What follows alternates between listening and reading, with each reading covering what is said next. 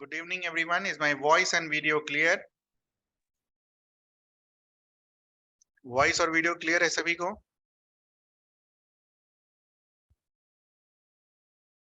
Voice और video clear है? चलिए, if it's clear, then let's start. जो हमारा अगला सेक्शन है वो क्या है? Parliament. Next section is parliament. Okay. तो as we know that, और ये हमने डेफिनेशन में भी देखा था, फीचर्स ऑफ कॉन्स्टिट्यूशन जब हम पढ़ रहे थे वहां पर भी हमने देखा था कि India has parliamentary form of government. ठीक है. What is the meaning of this parliamentary form of government? वहां पर भी मैंने आपको बताया था. I hope you can recall that. What does parliamentary form of government means? Executive is responsible to lower house. हमारे केस में लोअर हाउस क्या है बेटा? लोकसभा. हमारे केस में लोअर हाउस क्या है? लोकसभा. ठीक है. क्लियर है ये चीज? Parliamentary form of government means executive is responsible to lower house. ये ऑलरेडी हमने सीखा था. ये पार्लियामेंट्री फॉर्म ऑफ गवर्नमेंट हमने चुराया कहां से है? United kingdom. अब ध्यान से सुनना, यूनाइटेड किंगडम में जो पार्लियामेंट है, ठीक है, parliament in United kingdom is located at a place called Westminster Palace. ठीक है. अपना पार्लियामेंट कहां पर है बेटा? दिल्ली में है ना. वैसे ही इनका पार्लियामेंट कहां पर लोकेटेड है? Westminster palace. इसीलिए पार्लियामेंट्री फॉर्म ऑफ गवर्नमेंट को हम और क्या बुलाते हैं? Westminster form of government. क्या ये क्लियर है? कुछ भी डाउट होगा रोक कर पूछ लेना. ठीक है. It's a very big chapter, so we will be going a little bit fast. Okay. कुछ भी डाउट होगा तो रोक कर पूछ लेना. तो वेस्टमिंस्टर फॉर्म ऑफ गवर्नमेंट हम इसलिए बुलाते हैं क्योंकि parliament of UK is situated at this place. That's why Westminster form of government. तो वेस्टमिंस्टर लिखा आ जाए या पार्लियामेंट्री फॉर्म ऑफ गवर्नमेंट लिखा आ जाए, बोथ आर सेम. और पार्लियामेंट्री फॉर्म ऑफ गवर्नमेंट में जनरली क्या देखा जाता है? कितने हाउसेस होते हैं? 2 हाउसेस, लोअर हाउस और अपर हाउस, है ना. 2 हाउसेस, लोअर और अपर. ठीक है. क्लियर है? When it comes to 2 houses, ठीक है, when it comes to 2 houses, हमने ऑलरेडी देखा 2 हाउसेस में एक लोअर हाउस होगा, एक अपर हाउस होगा. इंडिया में लोअर हाउस जो है उसको हम और क्या बुलाते हैं? What is the other name of lower house? It's Lok Sabha. It's Lok Sabha. What is the name of upper house? It's Rajya Sabha. ठीक है. ये दोनों हिंदी नाम है. लोकसभा और राज्यसभा दोनों हिंदी नाम है. ओरिजिनल 1950 में ये हिंदी नाम नहीं रखा गया था. कब रखा गया था? 1954 में. लोअर हाउस का हिंदी नाम लोकसभा और अपर हाउस का हिंदी नाम राज्यसभा 1954 में रखा गया था. उसके पहले नहीं था. ठीक है. उसके पहले ये नाम नहीं था. ठीक है. लोकसभा में जो रिप्रेजेंटेशन होता है वो किसका होता है? रिप्रेजेंटेशन ऑफ पब्लिक, आम जनता का representation. This Rajya Sabha is also known as Council of States. तो यहां पर आप देखेंगे जो रिप्रेजेंटेशन होता है वो किसका होता है? Representation of states. ठीक है. रिप्रेजेंटेशन ऑफ स्टेट्स, ये है रिप्रेजेंटेशन ऑफ पब्लिक. क्लियर है? बाकी राज्यसभा में कितनी सीटें होंगी ये हमने ऑलरेडी शेड्यूल 4 में देख रखा है। ठीक है बेटा, क्लियर है यहां तक? Now in India the parliament comprises of 3 things: Lok Sabha, Rajya Sabha and President. My question to you is why President is considered as the part of Parliament? बता सकता है कोई? President को क्यों Parliament का part माना जाता है? I am asking that.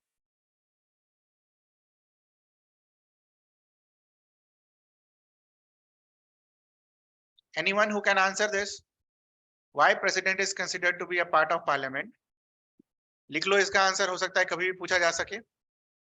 पहला रीजन है, जितने भी बिल्स एक्ट बनते हैं बिना प्रेसिडेंट के साइन के वो एक्ट नहीं बन सकता। और पार्लियामेंट का काम क्या होता है? लॉ बनाना। तो एक बात बताओ, प्रेसिडेंट के सिग्नेचर के बिना कोई लॉ बन जाएगा क्या? नहीं। ठीक है, तो because he science the bill, that's why he is part of parliament. Second, he performs other function as well with respect to parliament, जैसे कि he summons the parliament। ठीक है, बुलाएगा मीटिंग करने के लिए कि भाई आए आओ, बहुत दिन हो गया आपने चाय बिस्किट नहीं किया साथ में बैठकर, तो summons the parliament। he prorogues the parliament। prorogues का मतलब कि बहुत चाय बिस्किट कर लिया, आप घर जाओ। prorogues the parliament। okay, he can also dissolve the parliament. भाई 5 साल कंप्लीट हो गया या फिर आपकी सरकार के पास बहुमत नहीं है, I will dissolve the parliament. तो आप देख रहे हो पार्लियामेंट के रेस्पेक्ट में president is having certain powers, hence we take president as the part of parliament. ठीक है, कुछ पूछना हो पहले पेज से किसी को भी, anything that needs to be asked from first page? कुछ भी ऐसा चीज जो नहीं समझ में आओ, एकदम सिंपल है यार, बाकी मैं कोशिश कर रहा हूं आपको सारा समझा दें। Anything that needs to be asked? No. चलिए फिर आगे।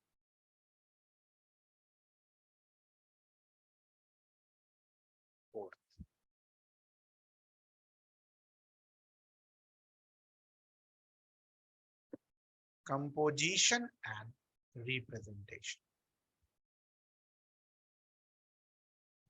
Composition and representation। तो सबसे पहले राज्यसभा का हम कंपोजिशन देखेंगे। सबसे पहले हम राज्यसभा का कंपोजिशन देखेंगे। तो राज्यसभा का कंपोजिशन लिखो।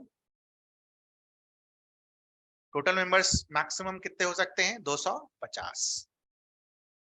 ठीक है, टोटल मेंबर्स मैक्सिमम कितने हो सकते हैं? 250। अच्छा, ये मेंबर्स जो है राज्यसभा में आते कहां से हैं बेटा? They are elected from state, they are elected from union territories, and some of them are nominated। ठीक है, some of them are nominated। Now, ये जो स्टेट से आते हैं इनका इलेक्शन क्या होता है? डायरेक्ट होता है या इनडायरेक्ट? क्या आप और हम राज्यसभा के मेंबर को इलेक्ट करते हैं? नहीं ना, नहीं करते ना। तो जो आते हैं ये लोग through indirect elections. Similarly union territory से through indirect elections. Nominated members, they are nominated by home? President. President कितने लोग को नॉमिनेट कर सकता है? 12 मेंबर्स को नॉमिनेट कर सकता है। ठीक है, 12 मेंबर्स को नॉमिनेट कर सकता है। ठीक है ना। अब ऐसा तो नहीं है प्रेसिडेंट किसी को भी नॉमिनेट कर देगा, तो what are the criterias on which president can nominate? Criteria used कि जो लोग को ये नॉमिनेट कर रहा है वो आर्ट के बैकग्राउंड से हो सकते हैं, लिटरेचर के बैकग्राउंड से हो सकते हैं, ठीक है, सोशल सर्विस उनका बैकग्राउंड हो सकता है, या फिर साइंस उनका बैकग्राउंड। स्पोर्ट्स नहीं है बेटा, 4 क्राइटेरिया है ये, sports is not the criteria, ध्यान रखिएगा इस चीज का। तो सर सचिन तेंदुलकर कैसे बन गया MP? How Sachin Tendulkar became an MP? Because supreme court towards its judgement said that sports is an art। ठीक है, तो यहां डाल लो स्पोर्ट्स इन चारों में से क्या है? आर्ट है। कौन बोला? Supreme court. अब उसने बोल दिया तो हम और आप तो कोई क्वेश्चन करेंगे नहीं कि सर आर्ट कैसे है। ठीक है, आर्ट है तो आर्ट है। ठीक है, स्पोर्ट्स इज एन आर्ट, सब कोई नहीं कर सकता। ठीक है, दैट्स व्हाई एक्चुअली उनका जो केस था ना, वो चैलेंज हुआ था सुप्रीम कोर्ट में कि भाई ये 4 में से किसी में तो ला ही नहीं करते सचिन तेंदुलकर, तो कैसे हो गया? ठीक है,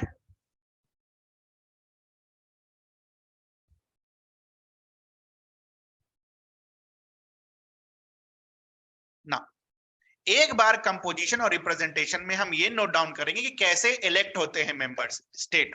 ठीक है, तो स्टेट वाला इलेक्शन, इनडायरेक्ट इलेक्शन, ये स्टेट वाला इनडायरेक्ट इलेक्शन, इसके बारे में थोड़ा सा लिखेंगे। तो स्टेट वाले में हम क्या करते हैं, हम और आप मिलकर किसको इलेक्ट करते हैं? स्टेट लेजिस्लेटिव असेंबलीज बनाते हैं हम, मेंबर ऑफ लेजिस्लेटिव असेंबलीज जिसको बोलते हैं, एमएलएस को हम इलेक्ट करते हैं नहीं करते हैं? ये स्टेट लेजिस्लेटिव असेंबली वाले दे elect their nominee.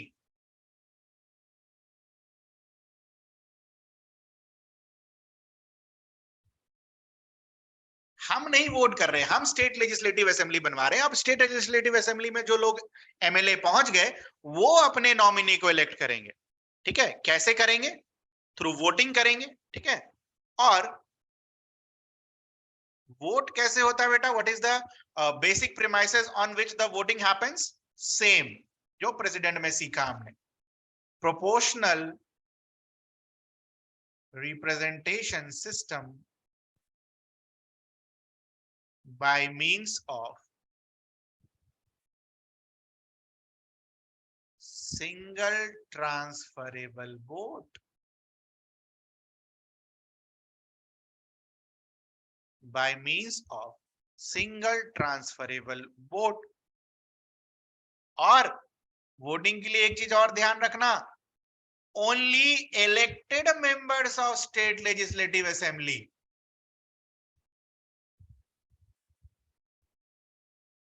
Vote, nominated members vote नहीं करेंगे।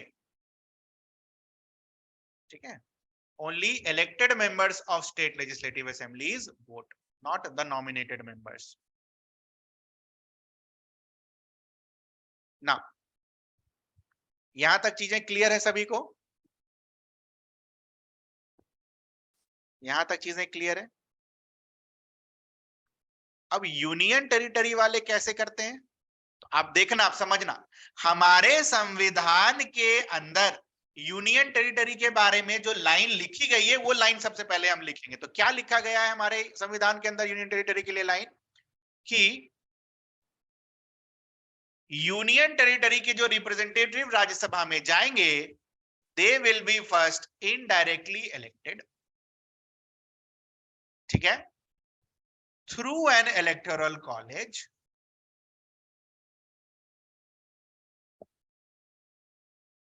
through an electoral college constituted for this purpose।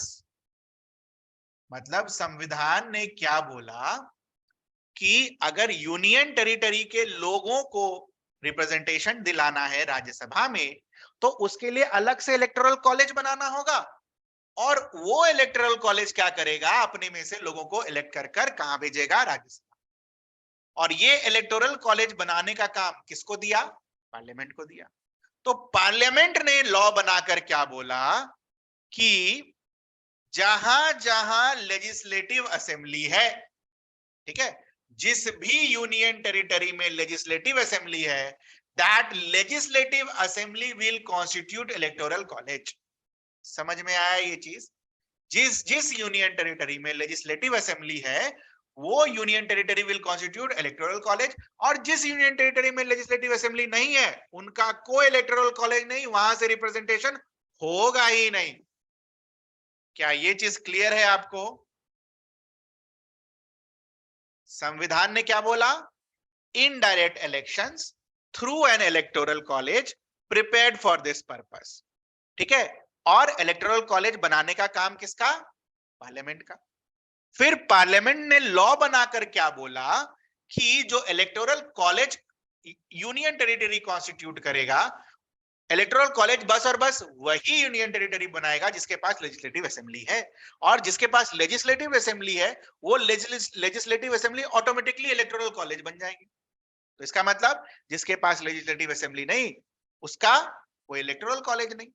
आप क्या देखते हो कि राज्यसभा में जो रिप्रेजेंटेशन है before bifurcation of Jammu and Kashmir, आप बस और बस किसको मिला हुआ होता है? दिल्ली और पुडुचेरी को, बाकी किसी यूनियन टेरिटरी को नहीं। बिकॉज बाकी किसी भी यूनियन टेरिटरी के पास लेजिस्लेटिव असेंबली नहीं है। समझ में आया ये चीज?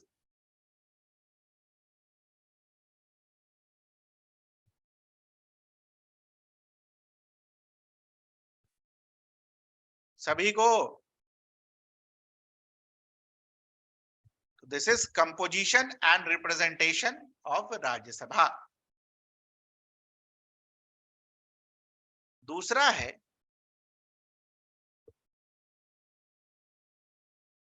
Composition and representation of Lok Sabha. Composition and representation of Lok Sabha. Lok Sabha के बारे में लिखिए। 552, अब इस पर आएंगे अभी धीरे धीरे, अभी पहले 552 लिखो। ठीक है, 552 लिखो। सब क्लियरिटी मैं दूंगा आपको, टेंशन मत लेना। जो भी नंबर्स आपने जहां जहां पढ़े हैं सब क्लियरिटी अभी मिलेगी। लोग कहां से आएंगे लोकसभा में? स्टेट से, यूनियन टेरिटरी से, और देयर विल बी नॉमिनेटेड। ठीक है, स्टेट से मैक्सिमम कितना आ सकता है? 530 रिप्रेजेंटेटिव्स। यूनियन टेरिटरी से मैक्सिमम कितना आ सकता है? 20 रिप्रेजेंटेटिव, और नॉमिनेटेड मैक्सिमम कितना आ सकता है? 2। ये मिलाकर कितना बनता है? 552। Now according to 104th constitutional amendment act, ठीक है, ये एक्ट आने के पहले 2 मेंबर्स नॉमिनेट किए जाते थे एंग्लो इंडियन कम्युनिटी से, बट 104th कॉन्स्टिट्यूशनल अमेंडमेंट की एक्ट के बाद ये हट गया। तो आप भी ऐसे ही लाइन लगाना ताकि आपको पता हो चीजों को, लिख के एक लाइन से कट करने का। ये किससे थ्रू हुआ? 104th constitutional amendment act. वो वाक्य क्या बोला गया कि ये एंग्लो इंडियन कम्युनिटी को रिप्रेजेंटेशन नहीं दिया जाएगा। बहुत हो गया, क्लियर? तो 552 में से 2 चला गया, कितना बचा? 550। ठीक, 552 में से 2 चला गया, 550। अब 550 जो नंबर लिखा हुआ है बेटा, ये कितना है? ये मैक्सिमम इतना हो सकता है 550। ठीक है, ये मैक्सिमम इतना हो सकता है 550। तो व्हाट इज एक्चुअल? कोई बता सकता है एक्चुअल नंबर ऑफ सीट्स कितने हैं?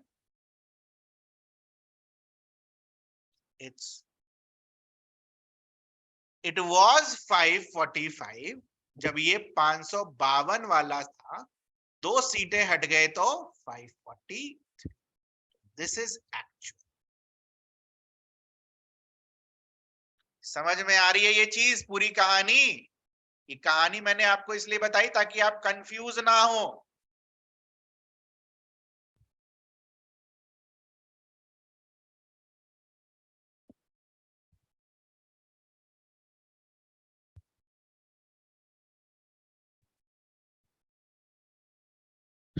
ठीक है, यहां पर हमने इलेक्शन क्या देखा था, स्टेट लेजिस्लेटिव असेंबली बनाएगा, they will elect their nominee to Rajya Sabha और फिर वोटिंग होगी। अब सेम चीज यहां पर भी हमें देखना है।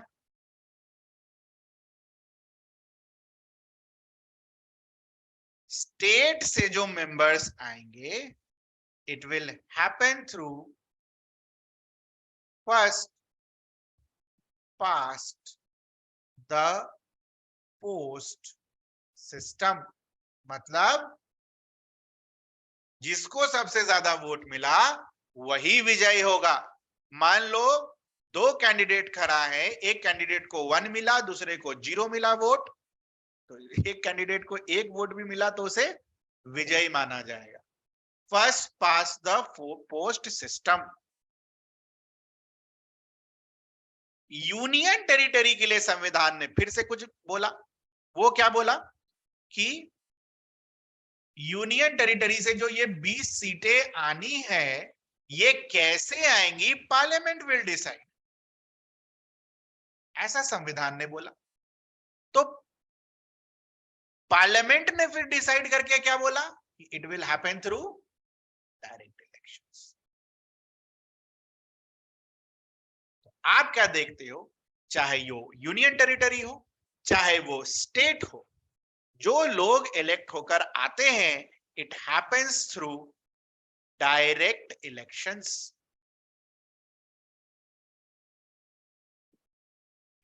ठीक है, it happens through direct election.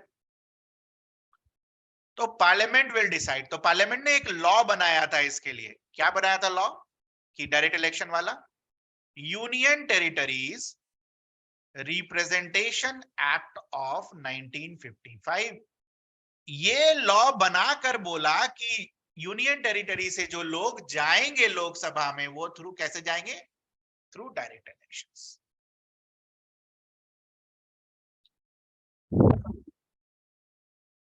ठीक है, क्लियर है यहां तक? कुछ पूछना हो, एनीथिंग?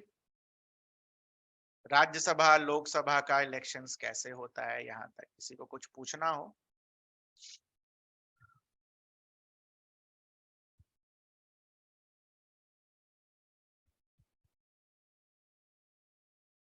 नहीं, चलो बढ़िया,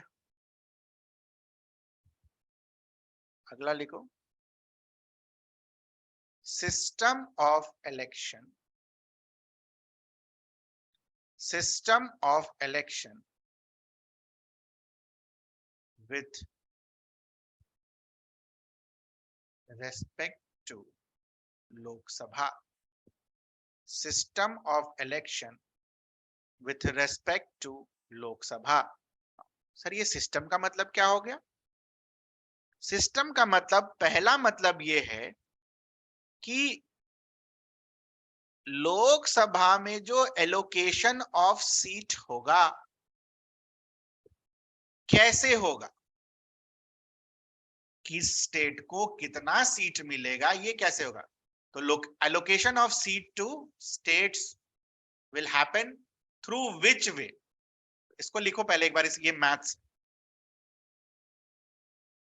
किस स्टेट को कितना सीट मिलेगा, it depends upon this ratio, number of seats, जितने भी सीट्स देने हैं, divided by population of that state. This ratio will remain constant for a particular state. ठीक है, बिहार का ले लो या फिर आप तमिलनाडु का ले लो, ये रेशियो को बराबर रखना होगा। ठीक है, क्लियर है ये चीज? यहां पे जो हम पॉपुलेशन यूज करते हैं, ये कब का पॉपुलेशन यूज करते हैं, 1971 का पॉपुलेशन यूज करते हैं। 1971 का पॉपुलेशन यूज करते हैं। ठीक है। और 42nd कॉन्स्टिट्यूशनल अमेंडमेंट एक्ट ने ये बोल दिया कि ये जो पॉपुलेशन हम यूज कर रहे हैं 1971 का, यही पॉपुलेशन यूज करना है टिल 2000। और जब साल 2000 आया तो 84th कॉन्स्टिट्यूशनल अमेंडमेंट एक्ट ने ये बोल दिया कि 2026 तक यही पॉपुलेशन यूज करना है 1971 का। क्यों ऐसा किया गया? It was done basically to incentivize those states which worked on birth control and population control. अब बताओ, मान लो तमिलनाडु पॉपुलेशन कंट्रोल अच्छे से कर रहा है, ठीक है, वहां पर पॉपुलेशन कम है, ठीक है, और बिहार में पॉपुलेशन कंट्रोल ठीक से नहीं हो रहा है, वहां पर पॉपुलेशन ज्यादा है, तो सीट का इंबैलेंस हो जाएगा ना पॉपुलेशन के हिसाब से, है कि नहीं? हो सकता है बिहार को ज्यादा सीट मिल जाए एज कंपेयर टू तमिलनाडु, ठीक है। तो in order to balance out those things, population जो इन्होंने यहाँ पर डिफाइन किया, वो कब का डिफाइन किया? 1971। अभी भी यही पॉपुलेशन यूज करते हैं। कब तक यूज करेंगे? 2026। बस आ गया 2026।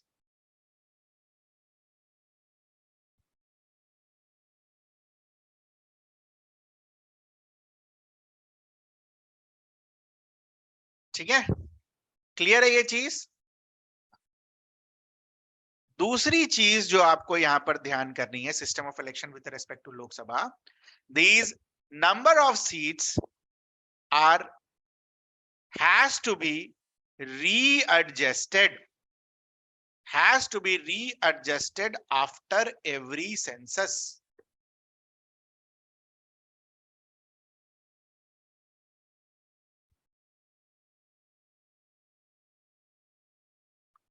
सर जो न्यू स्टेट्स फॉर्म होती है, बस उस पर यही बेसिस होता है, number of seats divided by population of that's. तो जो नया स्टेट बना होगा तो कहीं से कट कर बना होगा, तो उसका घटेगा, इसका बढ़ेगा।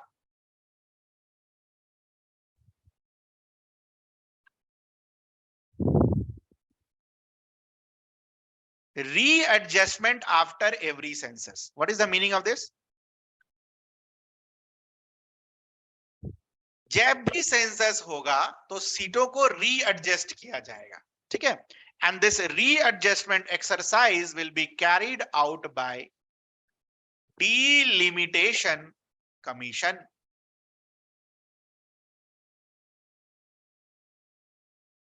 किस तरीके से सीट को रीएडजस्ट किया जाएगा, वो कौन करेगा? डिलिमिटेशन कमीशन, ठीक है।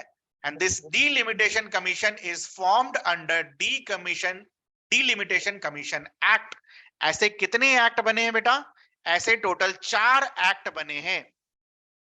1952 का, 1962 का, 1972 का और 2002 का, ठीक है। सर 1982 में भी तो हुआ था सेंसस, 1991 में भी सेंसस हुआ था, तो उसके बाद ये डिलिमिटेशन क्यों नहीं बना? आपने तो बोला रीएडजस्टेड आफ्टर एवरी सेंसस। बिकॉज अगर आप ऊपर पढ़ो, 46 सेकंड वाले ने क्या बोला? 2000 तक सीटें फिक्स। 84th वाले ने क्या बोला? 2026 तक सीटें फिक्स, ठीक है। तो 1972 के बाद आप देखते हो 1981 में, 1982 में नहीं बना, 1992 में नहीं बना, सर फिर 2002 में क्यों बन गया? 2026 के बाद होना चाहिए था ये। तो 2002 में जो डिलिमिटेशन कमीशन बना बेटा, उसने नंबर ऑफ सीट्स को चेंज नहीं किया। लोकसभा में जो अभी 552 है, अब तो 2 हट गया, 550 है जो मैक्सिमम है, उस नंबर को चेंज नहीं किया। बट क्या चेंज किया? जो number of seats schedule caste और शेड्यूल ट्राइब को एलोकेट होता था, उसका नंबर चेंज किया, ठीक है। तो यहां पर लिखिए, जो 2002 वाला है,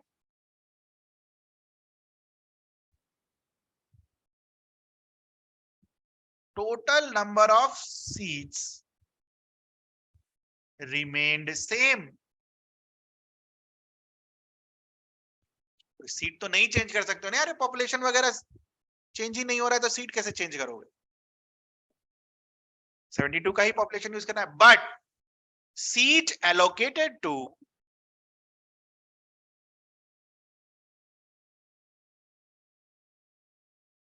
schedule caste and schedule tribe, this changed, keeping the total seat constant.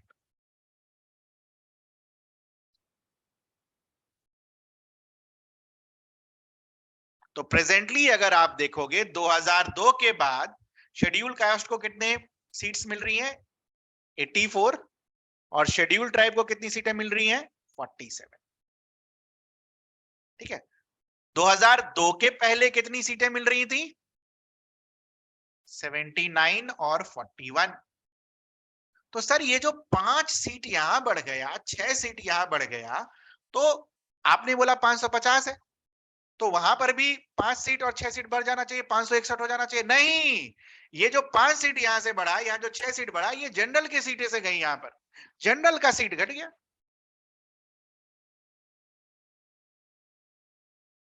तो टोटल सीट सेम हो गया ना बेटा। जनरल की सीटों से निकाल कर कुछ सीटें यहां पर शेड्यूल का शेड्यूल ट्राइब को दे दी गई, तो जनरल का सीट कम हो गया, है ना। तो अभी भी टोटल कांस्टेंट रहेगा। This is the present status. तो जनरल का सीट अगर निकालोगे तो इट्स रफली अराउंड 400। तीनों को ऐड कर दो तो 543 आना चाहिए। एक बार करके देख लेते हैं यार, मैथ है। 84, 47, 7 4 11 2 13, 8 2 10, 4 14 और 543।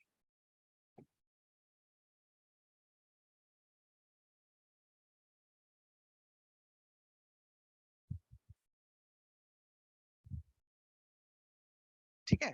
नाउ जब मैंने आपको राज्यसभा पढ़ाया, तो वहां पर क्या हमने रिजर्वेशन की बात करी? शेड्यूल कास्ट और शेड्यूल ट्राइब के रिजर्वेशन की बात करी नहीं ना। तो यहां से एक पॉइंट और नोट करना है, जो सीटों का रिजर्वेशन होता है शेड्यूल कास्ट और शेड्यूल ट्राइब का, it happens only in Lok Sabha. और इस पर स्टार लगा लो, कभी भी पूछा जा सकता है। और इधर अगर रिजर्वेशन होगा तो स्टेट लेजिस्लेटिव असेंबली, ना कि state legislative council. State legislative assembly is similar to Lok Sabha. तो जो चीजें लोकसभा में हो रही होंगी वही असेंबली में भी होगा। तो reservation is only there in Lok Sabha, not in Rajya Sabha.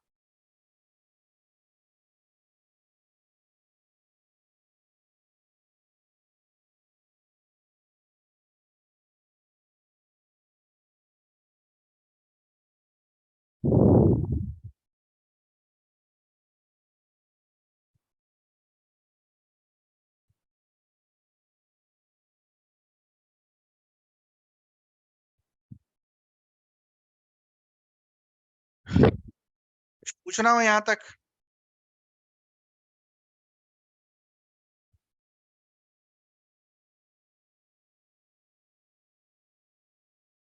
तो कहां तक अभी तक हम पहुंचे हैं? Composition representation was fourth point.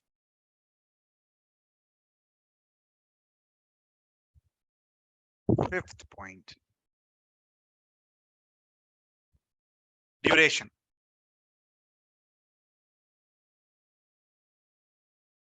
Fifth point is duration.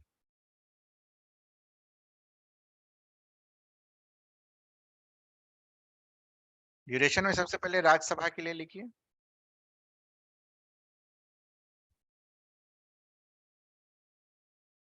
What is the duration of Rajya Sabha as prescribed by our constitution?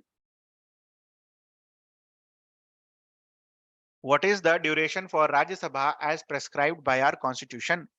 कितने साल का राज्यसभा होगा as given in our constitution? बताइए, पढ़ा है ना आपने तो पॉलिटी।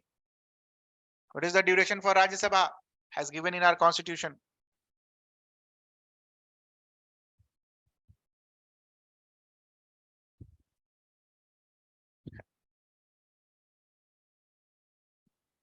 राज्यसभा का कोई ड्यूरेशन हमारे संविधान में नहीं लिखा हुआ है। संविधान में क्या लिखा हुआ है? 1/3 of its member, 1/3 of its member shall retire every second year. ठीक है, 1/3 of its member shall retire every, second year मत लिखो यार, every 2 year लिखो, सेकेंड ईयर का मतलब गलत हो जाएगा, every 2 year, हर 2 साल पर 1/3 of its member will retire। तो सर हम जो ये 6 साल पढ़ते हैं ये क्या पढ़ते हैं? Term of Rajya Sabha is equals to 6 years is given in representation of people act 1951। संविधान में नहीं लिखा हुआ है, संविधान में ये लिखा हुआ है। तो कभी आपसे ये पूछ दिया जाए what is the tenure of Rajya Sabha according to our constitution, no tenure. तो ये 6 साल जो है वो कहां लिखा हुआ है? रिप्रेजेंटेशन ऑफ पीपल एक्ट 1951 में।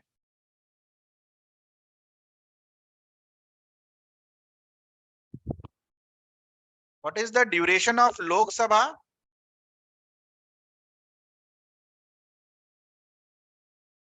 Normal term is 5 years। ठीक है, what is the normal term? 5 years। और 5 ईयर कब से? From the day of first meeting.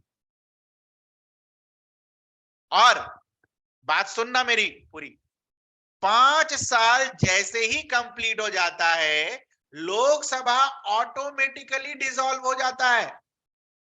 President को कुछ करने का जरूरत नहीं है, ऑटोमेटिकली डिसॉल्व्स। समझ में आ रहा है ये? 5 साल खत्म, खत्म कहानी। प्रेसिडेंट उसके लिए लिख के नहीं देगा कि लोकसभा डिसॉल्व हो गया ना, it is understood.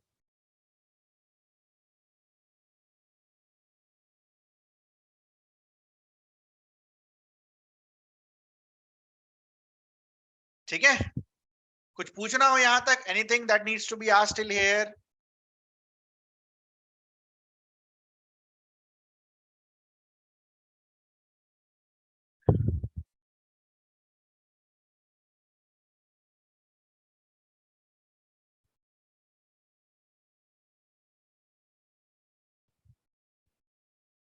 Qualification to become a member of parliament।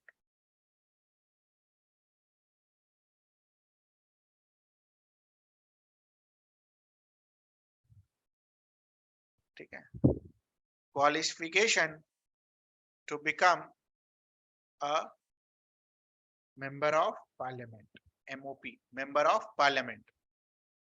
What are those qualifications? Citizen of India,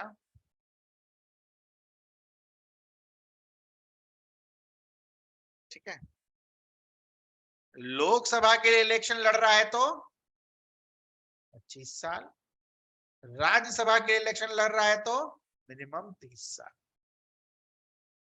ठीक है, थर्ड, अगर आप इलेक्शन लड़ रहे हैं लोकसभा या राज्यसभा के लिए तो आपको इलेक्शन लड़ने के, जीतने के बाद नहीं, लड़ने के पहले ओथ लेना होगा in front of election commission of India. ये भी क्वालिफिकेशन में है।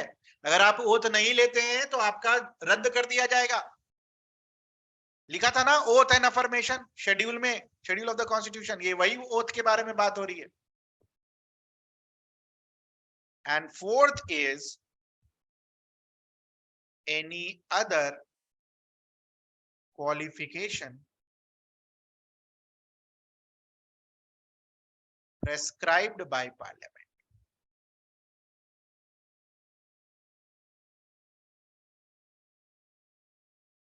तो पार्लियामेंट ने रिप्रेजेंटेशन ऑफ पीपल एक्ट 1951 बनाया और उसमें और भी क्वालिफिकेशन डाले। तो इसका मतलब क्या है, ये जो क्वालिफिकेशन आपने लिखा है ये कौन सा क्वालिफिकेशन है? जो हमारे संविधान में मेंशन है, कॉन्स्टिट्यूशन में। और भी क्वालिफिकेशन है बेटा, ठीक है, वो पार्लियामेंट ने लॉ में बनाया है। Constitutional qualification is this four.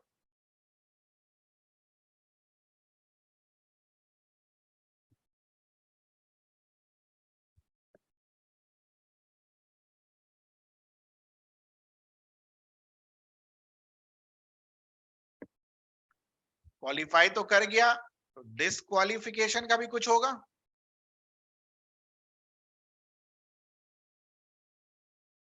criteria for disqualification is given under article 102 of the constitution. तो कब डिस्क्वालीफाई माना जाएगा इनको? If he or she holds office of profit, और ऑफिस ऑफ प्रॉफिट के बारे में डिटेल डिस्कशन हो चुका है हमारा, यहां पर डिस्कशन नहीं करेंगे। अगर ये ऑफिस ऑफ प्रॉफिट होल्ड करते हैं तो इनको डिस्क्वालीफाई कर दिया जाएगा। दूसरा,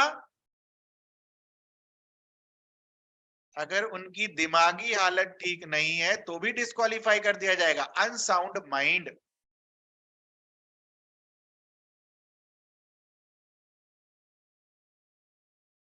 अनडिस्चार्ज्ड, इंसॉल्वेंट, मतलब जो बैंकरप्ट हो गए, जिनका दिवालिया निकल गया है, उनको भी डिस्क्वालीफाई कर दिया जाएगा। Not a citizen of India, उनको भी डिस्क्वालीफाई कर दिया जाएगा। बाद में पता चला डिस्क्वालिफिकेशन में कि है ही नहीं सिटीजन ऑफ इंडिया का, तो भी डिस्क्वालीफाई किया जाएगा। Fifth, any other method as given by parliament. तो पार्लियामेंट ने फिर से लॉ बनाया, वही रिप्रेजेंटेशन ऑफ पीपल एक्ट 1951। उसमें और कुछ क्राइटेरिया मेंशन कर दिया, जैसे अगर मान लो आप हेट्रेड प्रमोट करते हो, ठीक है, अगर आप अपनी भाषणबाजी में हेट्रेड प्रमोट करते हो तो आपको डिस्क्वालीफाई कर दिया जाएगा। ठीक है, कम्युनल वायलेंस को इंस्टिगेट करते हो तो आपको डिस्क्वालीफाई कर दिया जाएगा। तो ये लॉ में दिया गया, मतलब ये कहां है? हमारे संविधान में। These are the constitutional provisions. बस और बस ये क्राइटेरिया नहीं है, और भी क्राइटेरिया है, बट वो लॉ में दे रखा है। ये सारे क्राइटेरिया कहां है? कॉन्स्टिट्यूशन में। तो सर एक बात बताइए, डिस्क्वालीफाई तो कर देंगे, लेकिन करेगा कौन? तो आर्टिकल 102 के अंदर डिस्क्वालिफिकेशन अगर होती है तो it is done by president on the recommendation of Election Commission of India.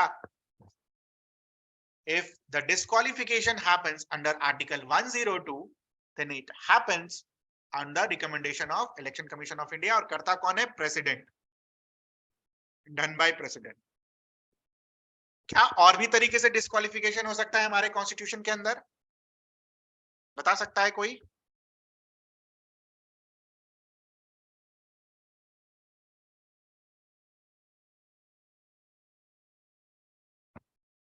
नहीं बेटा, there is another type of disqualification mentioned in our constitution. Disqualification through 10th schedule. पढ़ाया था ना मैंने आपको। 10th शेड्यूल का अगर डिस्क्वालिफिकेशन होता है, 10th शेड्यूल के थ्रू अगर डिस्क्वालिफिकेशन होता है, तो यहां पर कौन करेगा डिस्क्वालिफाई? स्पीकर। ठीक है, स्पीकर हैज द पावर। और 102 आर्टिकल के अंदर डिस्क्वालिफिकेशन होता है तो पावर किसके पास है? प्रेसिडेंट के अंदर।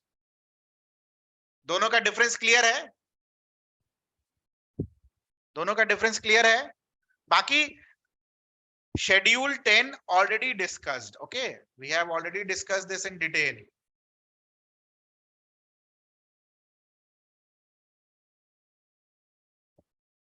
दोबारा डिस्कस नहीं करेंगे।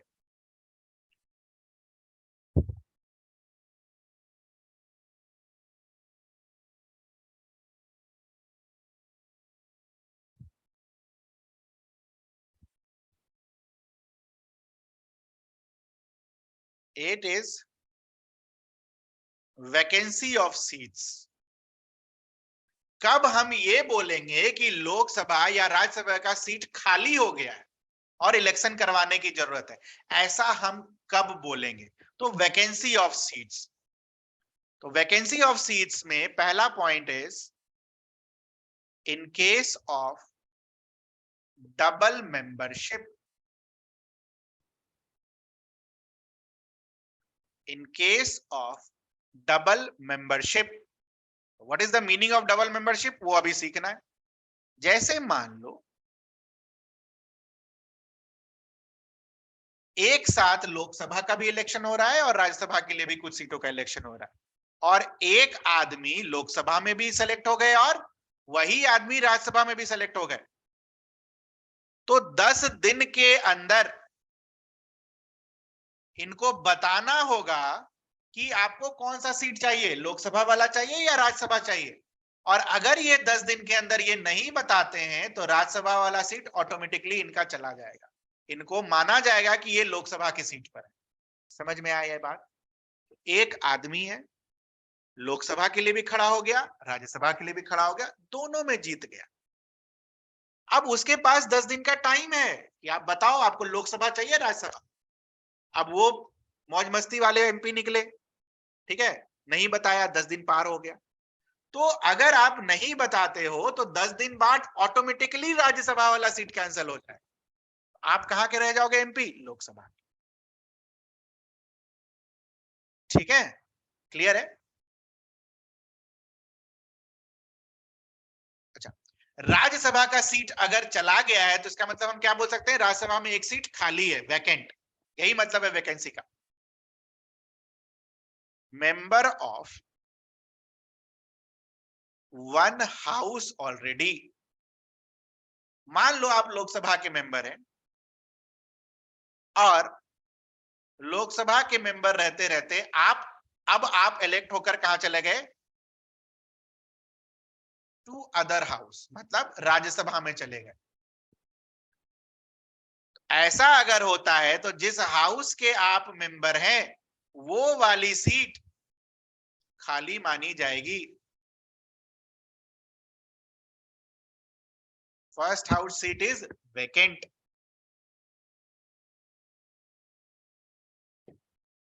अगर आप राज्यसभा में हैं और लोकसभा में इलेक्ट हो गए तो राज्यसभा वाली सीट खाली मानी जाएगी, भले आप बोले चाहे नहीं बोले, उससे फर्क नहीं पड़ेगा। Third, if elected to two seats, मान लीजिए आप लोकसभा का चुनाव 2 सीटें से लड़ रहे हैं या राज्यसभा का चुनाव 2 सीटों से लड़ रहे हैं और दोनों पर जीत गए, ठीक है, आप दोनों पर जीत गए, तो आपको 14 दिन का टाइम है, ये बताना होगा कि आपको उन दोनों सीटों में से कौन सा सीट पर रहना है, ठीक है। और अगर आप ये नहीं बताते हैं तो बोथ सीट आर वैकेंट, दोनों सीटें जाएंगी। ये मजेदार है, इसमें आपको नहीं बख्शा जाएगा कि एक सीट छोड़ देते हैं आपके लिए, नहीं। अगर आप 14 दिन के अंदर ये नहीं बताइएगा कि आप कौन सीट से रहेंगे, आपकी दोनों सीट चली जाएगी, तो दोनों seat will become vacant. And the fourth one is,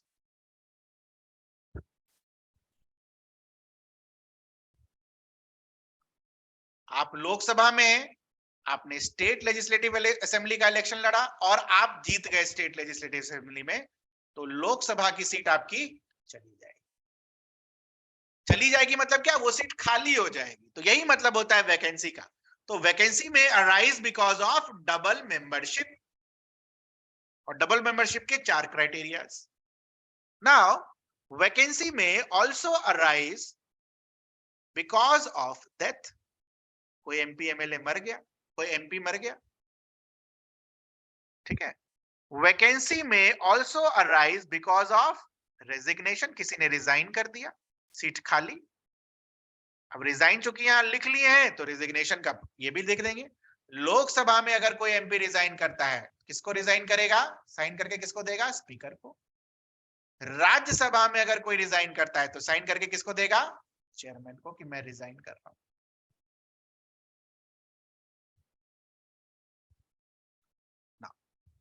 अगर आप पार्लियामेंट में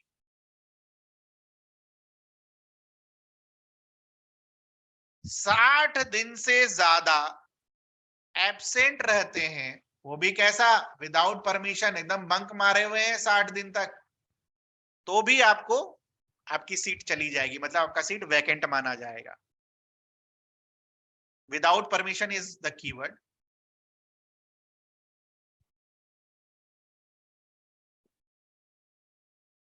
अदर केसेस,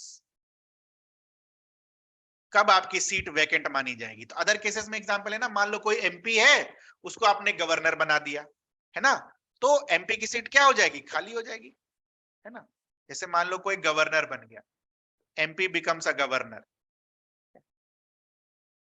अदर केसेस में एक दो एग्जाम, काफी सारे एग्जांपल्स हैं। MP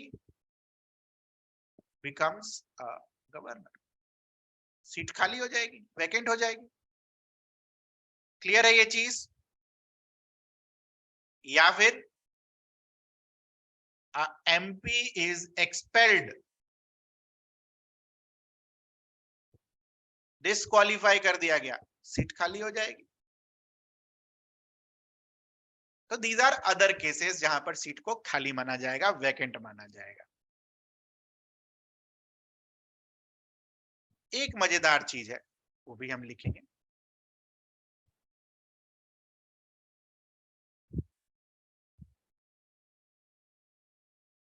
fourth point is, if you are absent from house for 60 days without permission, आपकी सीट खाली मानी जाएगी। नहीं सुने हैं? सुन लिए ना।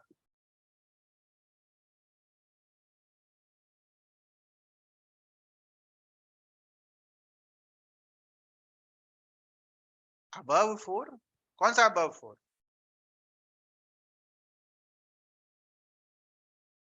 कौन सा above 4 भाई? फिर 4 तो यही है, ये वाला। अगर आप लोकसभा में हैं और आप स्टेट लेजिस्लेटिव असेंबली में इलेक्ट हो गए, तो लोकसभा की सीट खाली मानी जाएगी।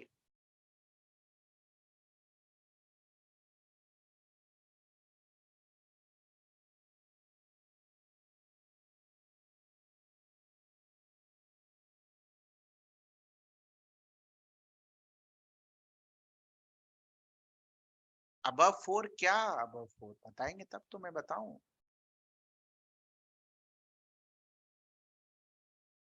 समझ में आ गया? 4 नंबर, 4 नंबर तो यही है, ये रहा। लोकसभा में है और स्टेट लेजिस्लेटिव असेंबली में आप इलेक्ट हो जाए, लोकसभा की सीट खाली मानी जाएगी। एक मजेदार चीज, मान लो किसी कारणवश, किसी तरह एक disqualified candidate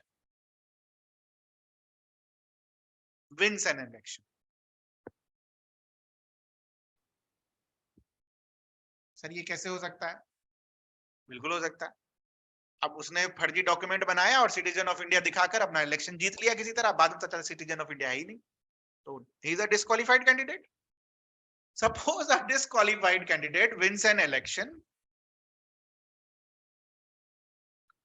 so there is a no provision in constitution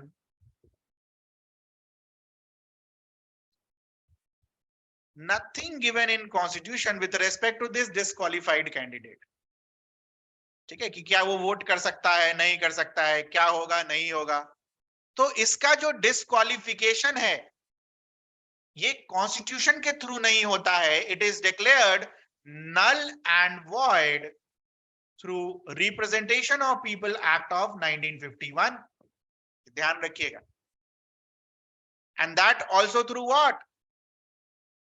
Election petition filed in High Court। संविधान कुछ नहीं बोलता है कि डिस्क्वालिफाइड कैंडिडेट अगर इलेक्ट हो गया तो क्या करेंगे, ठीक है। तो संविधान कुछ नहीं बोलता है, लेकिन रिप्रेजेंटेशन ऑफ पीपल एक्ट जो एक लॉ है वो बोलता है कि इसको नल एंड वॉइड मानेंगे। कैसे? जब इनके इलेक्शन को चैलेंज किया जाएगा थ्रू इलेक्शन पिटीशन इन हाई कोर्ट, और हाई कोर्ट उस पर मोहर लगाएगी, तब उनको डिस्क्वालिफाइड मानेंगे। तो ये सब कहानी संविधान में नहीं है, कहां है? Representation of people act 1951। मजेदार चीज है।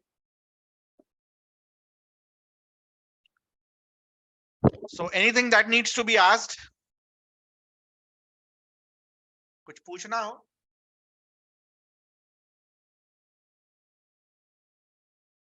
Till here? Anything that needs to be asked till here?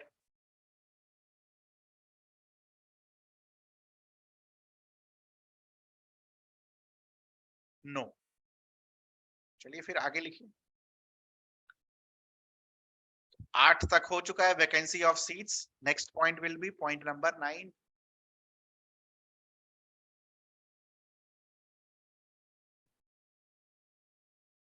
What is point number 9? Oath. ये जो मेंबर ऑफ पार्लियामेंट इलेक्ट होकर आ गए उनको ओथ कौन दिलाएगा? तो लिखिए, oath is administered by president और हिज नॉमिनी। तो सर प्रेसिडेंट का नॉमिनी जनरली होता कौन है? Who is the nominee of the president? Generally जो नॉमिनी होता है प्रेसिडेंट का उसे हम क्या बुलाते हैं? Pro tem speaker. प्रोटेम स्पीकर क्या होता है ये देखा जाएगा। ठीक है, अभी लिख लो प्रोटेम स्पीकर।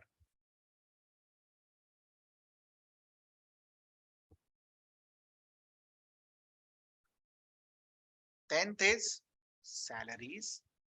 कितना सैलरी होगा एमपी का? It is determined by parliament.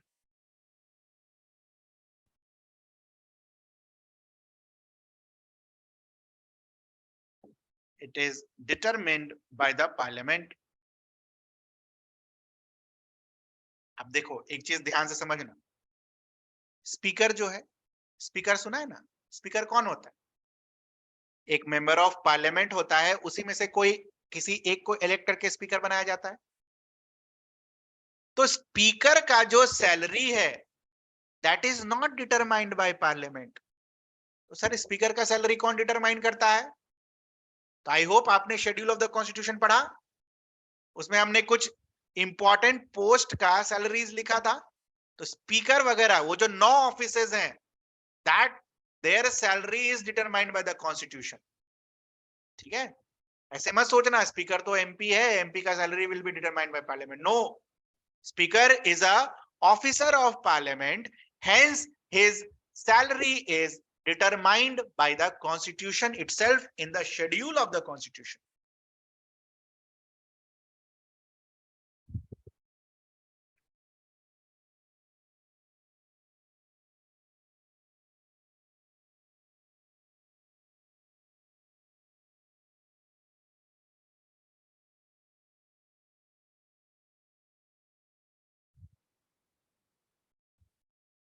अगला हेडलाइन लिखिए, presiding officers of the parliament.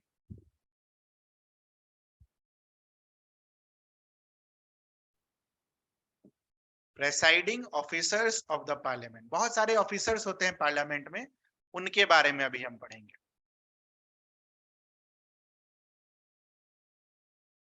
तो हमारे पहले प्रेसाइडिंग ऑफिसर्स कौन है? स्पीकर।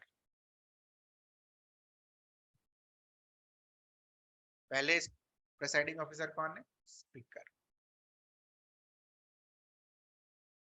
स्पीकर को नॉमिनेट नहीं किया जाता है, अपॉइंट नहीं किया जाता है, speaker is elected. Speaker is elected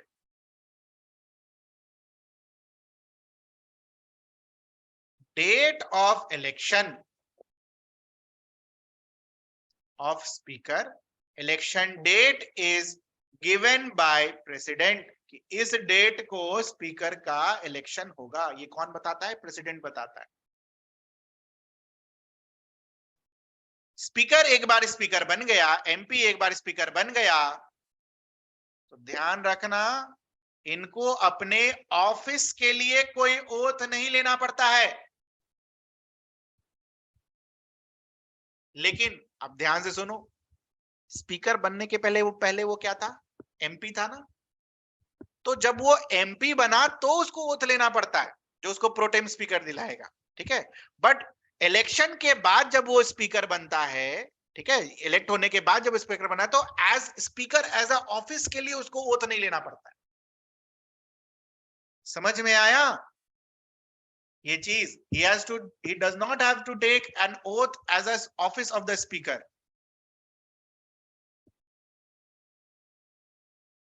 fourth is, again speaker का ऑफिस को खाली कब माना जाएगा? वैकेंसी।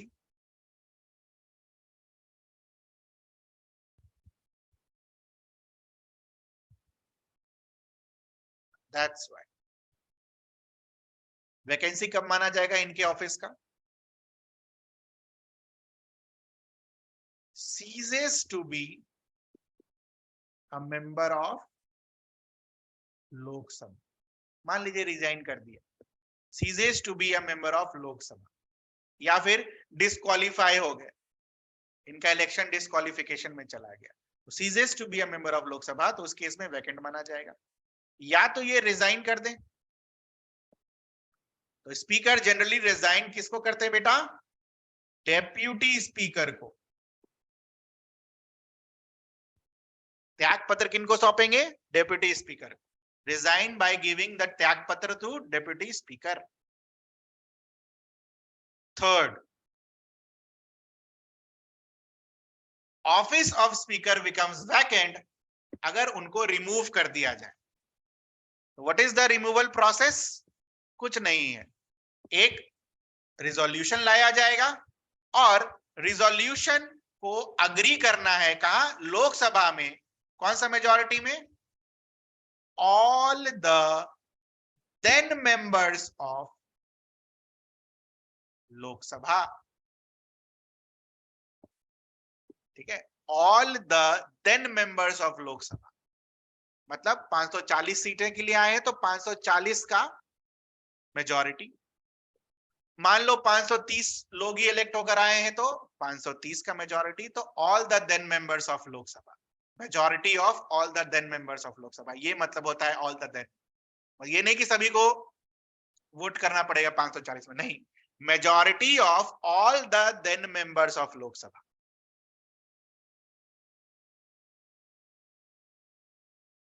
रिमूवल के अंदर कुछ पॉइंट्स लिखने हैं, उसको लिखिए। रिमूवल के अंदर पॉइंट्स लिख रहे हैं बेटा हम, ठीक है? ये जो थर्ड पॉइंट आपने लिखा है ना, इसके अंदर लिखना है, ठीक है? So during removal,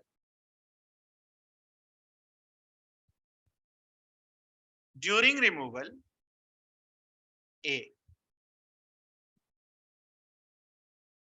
he or she cannot preside, वो बड़े वाले सीट पर नहीं बैठेंगे, cannot preside, ठीक? can speak, बोल सकते हैं, अपना बचाव कर सकते हैं।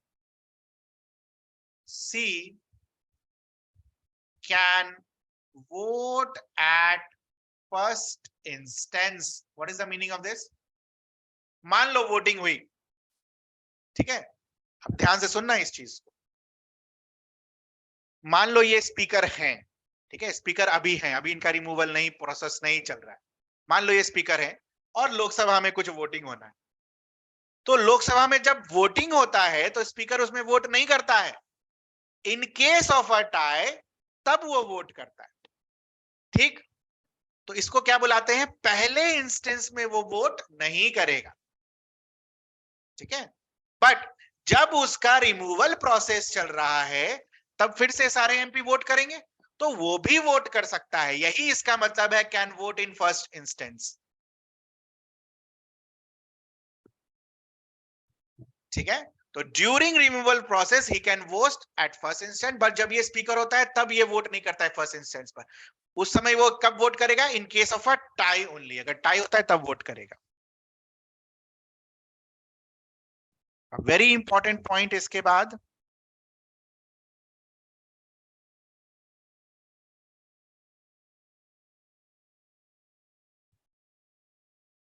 whenever a Lok Sabha is dissolved,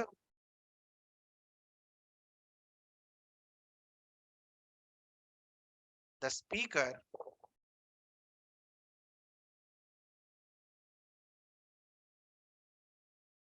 continues to be in office. Sir इस लोकसभा डिसॉल्व हो गया, सबका एमपी का पद छिन गया, but the speaker continues to be in office because क्या करना है?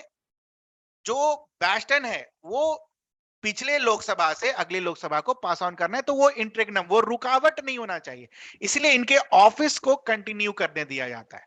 तो speaker continues to be in office, very important point. कब तक?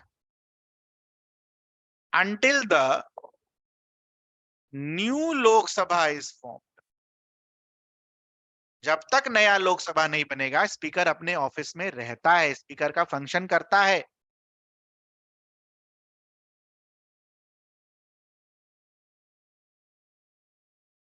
ठीक है, क्लियर है?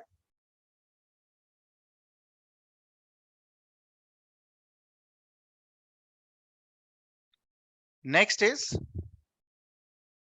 What are the sources of power. Speaker को पावर कहां कहां से मिलता है? तो sources of power of speaker is, first is constitution itself, second is rules book and procedure, third is parliamentary conventions. These are three sources of power. What is the meaning of parliamentary conventions? दूसरे parliament में इस तरीके से प्रथा चली आ रही है, तो that is the meaning of parliamentary conventions. तो ये प्रथा का जो चला आ रहा है उसको फॉलो करना है, ठीक है? तो that is the meaning of what? Parliamentary conventions के थ्रू स्पीकर को क्या मिलता है? पावर मिलता है।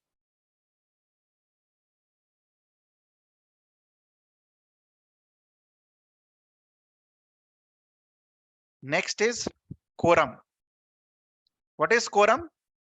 Quorum means in order to constitute a meeting of a house, ठीक है, minimum number of members होने चाहिए, तो that is constitutes what? Quorum. What is that minimum number?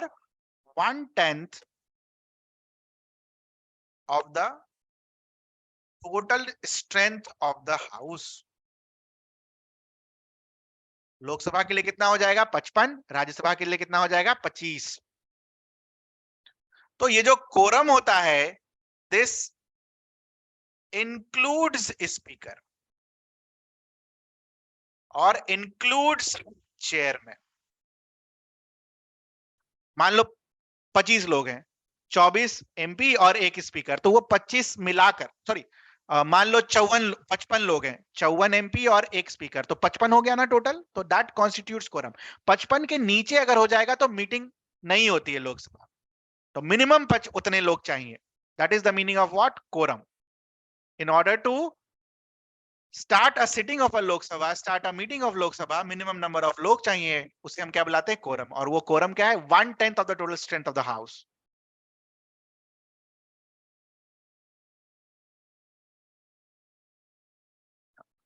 Powers,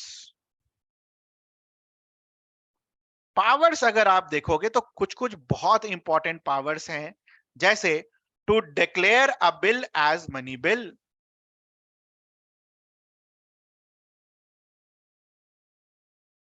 soul authority कौन है? स्पीकर।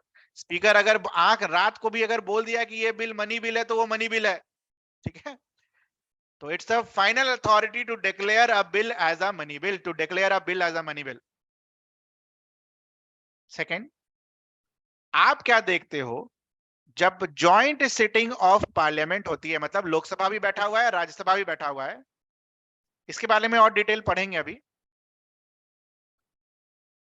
तो जॉइंट सिटिंग ऑफ पार्लियामेंट में भी कोई प्रिसाइडिंग ऑफिसर चाहिए होगा, तो joint sitting of parliament is presided bye joint sitting of parliament is presided by speaker.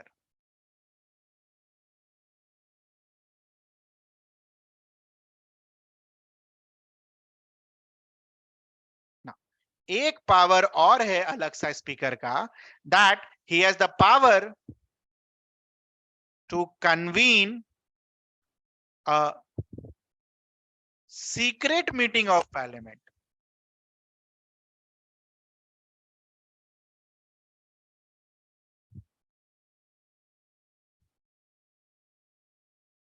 Secret meeting of parliament मतलब बाहरी लोग अलाउ नहीं होंगे, नेता लोग बोल रहे हैं ना भाई 2 मिनट वेट कर लो,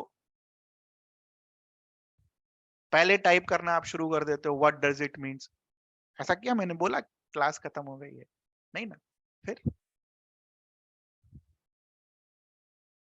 secret meeting of parliament means what, कि बाहरी लोग को अलाउ नहीं करेंगे, ठीक है, प्रेस वाले लोगों को अलाउ नहीं करेंगे, बस और बस जो पार्लियामेंटेरियंस हैं उनको अलाउ करेंगे अपनी मीटिंग को देखने के लिए। तो that is what secret meeting of parliament.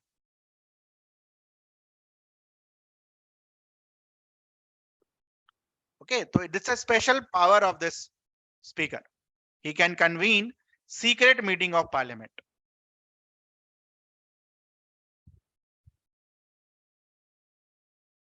ठीक है,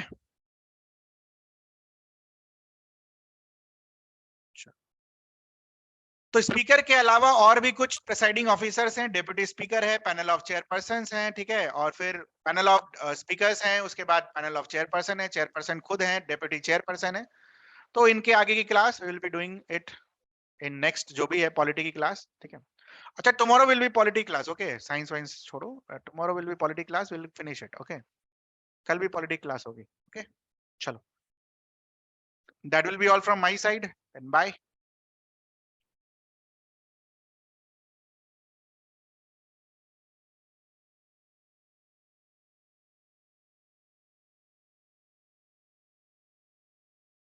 नहीं नहीं, 8 बजे से क्लास होगी।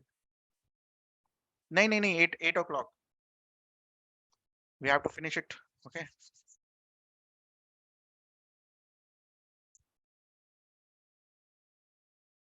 We have to finish it.